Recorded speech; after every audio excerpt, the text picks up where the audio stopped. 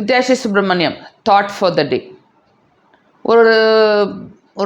ஒரு லேடி வந்து ஒரு பொண்ணு வந்து துபாய்க்கு போயிட்டுருக்காங்க.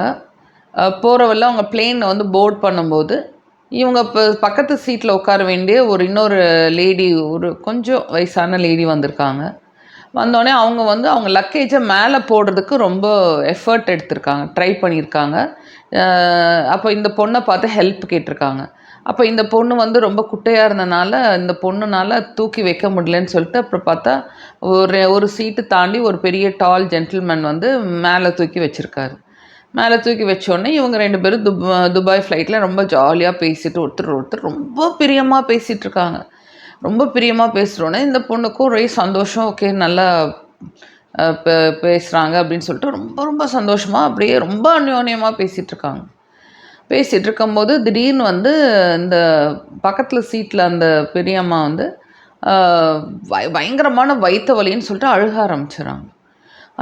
இவங்களுக்கு என்ன பண்ணுறதுன்னு தெரியல. இவங்க என்ன பண்ணியிருக்காங்க, கேபின் க்ரூவை கூப்பிட்டு இந்த அம்மா ரொம்ப வயிற்று வலியில் இருக்குது அப்படின்னு கேட்டிருக்காங்க.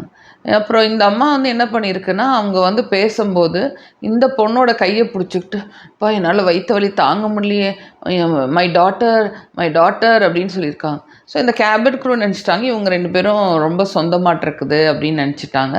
அப்போ கேட்குறாங்க, இவங்களோட ஹெல்த் கண்டிஷன் கேட்டோன்னா அந்த பொண்ணு சொல்லுது, இல்லை எனக்கு அவங்கள பற்றி எதுவுமே தெரியாது, நாங்கள் வந்து பிளெயினில் தான் பார்த்தோம் அப்படின்னோடனே, சரி ஓகே நீங்கள்லாம் காமாக இருங்க, நாங்கள் இப்போ எதுவுமே பண்ண முடியாது, நாங்கள் வந்து ஒரு டேப்லெட் மட்டும்தான், எங்கள் வயிற்று வலிக்கு டேப்லெட் தான் கொடுக்க முடியும், இப்போ பிளேன் லேண்ட் ஆனோடனே பார்த்துக்கலாம் அப்படிங்கிறாங்க. அப்போ பார்த்துட்டு இருக்கும்போது கரெக்டாக இந்த பொண்ணு வந்து இந்த பக்கம் திரும்பும்போது அந்த லக்கேஜ் தூக்குனார் இல்லையா, அவர் வந்து சொல்கிறாரு, அவர் வந்து கண்ணில் காமிக்கிறாரு, நீ வந்து இப்படி தலையை ஆட்டுறாரு, நீ வந்து ரொம்ப அந்த அம்மாவோட வச்சுக்காதுன்னு. ஸோ இந்த பொண்ணுக்கு ஒரே யோசனை, நல்லா தானே அந்த அம்மா பேசுச்சு அப்படின்னு சொல்லிட்டு இந்த பொண்ணுக்கு ஒரே குழப்பமாக இருக்குது. அப்புறம் இவர் அந்த பிளேன் போய் லேண்ட் ஆகும்போது ஓகே எமர்ஜென்சி லேண்டிங் சொல்கிறாங்க, ஒரு ஹாஸ்பிட்டலில் ஒரு எமர்ஜென்சி கேஸ் உள்ளே இருக்குது அப்படின்னு சொன்னோடனே அது கேபின் க்ரூலாம் வந்து இந்த அம்மாவை கூட்டிகிட்டு போக வராங்க. கூட்டிகிட்டு போனோடனே இந்த பொண்ணு இந்த லேண்டிங் அப்போது அந்த பொண்ணு அந்த லேடி வந்து என்ன பண்ணுறாங்கன்னா, அந்த பொண்ணுக்கிட்ட அந்த ஹேண்ட்பேக்கை கொடுக்க ட்ரை பண்ணுறாங்க. இந்த பொண்ணு ஒரே குழப்பமாக பார்க்கும்போது அந்த சீட்டு இதில் வந்து அவர் வந்து ஒரு சின்ன நோட் ஒன்று அனுப்புகிறார். அந்த அம்மா கிட்ட இருக்க எந்த விஷயத்தையுமே நீ தொடாத அப்படின்னு அனுப்புகிறார். அப்புறம் இந்த பொண்ணுக்கு ஒரே குழப்பமாக இருக்குது, செய்கிறதா வேண்டாமான்னு சொல்லிட்டு அப்புறம் இந்த பொண்ணு வந்து விலகி நின்றுக்குது. ஏன்னா இந்த பொண்ணுனால லக்கேஜும் எடுத்து கொடுக்க முடியாது. அப்புறம் அவங்க கேபின் க்ரூவே வந்து எல்லாம் ஹெல்ப் பண்ணிவிட்டு கூட்டிகிட்டு போகிறாங்க. கூட்டிகிட்டு போகும்போது இந்த பொண்ணு வந்து பார்க்குது, ஐயோ பாவமே இப்படி வயிற்று வலி வந்துச்சு, என்ன பண்ண போகிறாங்கன்னு இந்த பொண்ணு பார்த்துட்ருக்கு.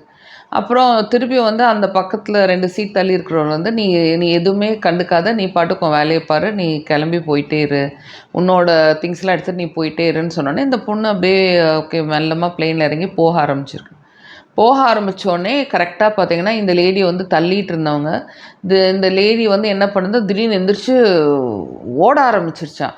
எங்கன்னா எக்ஸிட் பக்கம் வந்து ஓட ஆரம்பித்தோன்னே இந்த பொண்ணுக்கு புரியல, எங்கே அந்த அம்மா ஓடுது அப்படின்னு சொல்லிட்டு பார்த்தா அப்புறம் பார்த்தீங்கன்னா எல்லா போலீஸ் எல்லாம் பிடிச்சிட்டு இந்த அம்மா போலீஸ் பிடிக்கும் போதும் அங்கே என் பொண்ணு இருக்குது, என்னோட பொண்ணுன்னு கத்துது. ஸோ இந்த போலீஸ்க்கு ஒரே சந்தேகம், அந்த ஒரு பொண்ணா அப்படின்னு சொல்லிட்டு அந்த பொண்ணை பிடிச்சிட்டு வந்து இல்லைங்க நான் பார்த்ததில்லை, இந்த பொண்ணை எனக்கு தெரியாது, இந்த லேடி எனக்கு தெரியாது, நான் வந்து பிளேனில் தான் 2 பேரும் பார்த்தோம் அப்படின்னு சொல்கிறாங்க.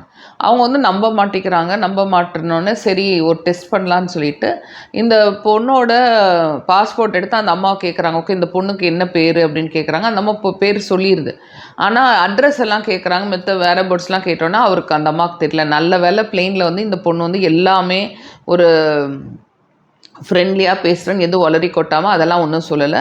நம்ம பேர் மட்டும்தான் சொல்லிச்சு, மற்ற எந்த டீட்டெயில்ஸ் தெரியல. ஓகே அவங்களுக்கு தெரிஞ்சிருச்சு இந்த அவங்களுக்கு இதுக்கு கனெக்ஷன் இல்லை. கரெக்டாக அந்த 2 சீட் தள்ளி உட்காந்துருல அவரும் வந்து போலீஸ்கிட்ட இல்லை நான் பார்த்தேன், இந்த பொண்ணுக்கும் அந்த அம்மாவுக்கும் எந்த சம்மந்தம் இல்லை, அவங்க பிளெயினில் தான் பார்த்தாங்க அப்படின்னு சொல்கிறாரு. சொன்னோன்னே ஓகே அவங்க ஓகேன்னு சொல்லிவிட்டு ஸ்டில் அவங்க என்ன பண்ணுறாங்க, இந்த பொண்ணை கூட்டிகிட்டு போய் லக்கேஜ் பூரா ஒவ்வொரு லக்கேஜுமே கம்ப்ளீட்டாக தேடி ஃபிங்கர் பிரிண்ட்ஸ் இருக்கா, இவங்களுக்கும் அந்த பொண்ணுக்கு என்ன சம்மந்தம், அந்த லேடிக்கும் சம்மந்தம் இருக்குன்னு சொல்லி ஃபுல்லாக எல்லாம் தரோவாக செக் பண்ணி நிறைய கேள்வியெல்லாம் கேட்டு அதுக்கப்புறம் தான் வந்து கிளியர் ஆனோன்னு இந்த பொண்ணை வெளியே விட்றாங்க. ஆக்சுவலி இந்த லேடி என்ன பண்ணியிருக்கு அப்படின்னு பார்த்தீங்கன்னா, அதோட பேக்கில் ட்ரக்ஸ் கடத்திட்டு வந்திருக்கு. ஸோ இதை வந்து கேபின் க்ரூ கிட்ட கொடுத்து சேஃபாக கொண்டு போகலாம், ஒரு இந்த பொண்ணுக்கிட்ட வழியாக கொண்டு போகலான்னு நினச்சிருக்கு. அது வந்து முடியல. அப்புறம் கேபின் க்ரூ வழியாக கொண்டு போகணுன்னு நினச்சிது. பட் அவங்க எல்லாம் பிடிச்சிட்டாங்க.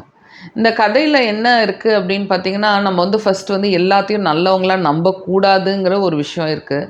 இன்னொன்று, 3வது மனுஷனை பார்த்து நம்ம எல்லா விஷயத்தையும் ஒரு நிமிஷம் வந்து அப்படியே இமோஷ்னல் ஆகி அப்படியே உருகி அப்படியே எதை வேணாலும் நம்ம பேசிடுறோம். எனக்கு தெரிஞ்ச ஒருத்தவங்க இருக்காங்க.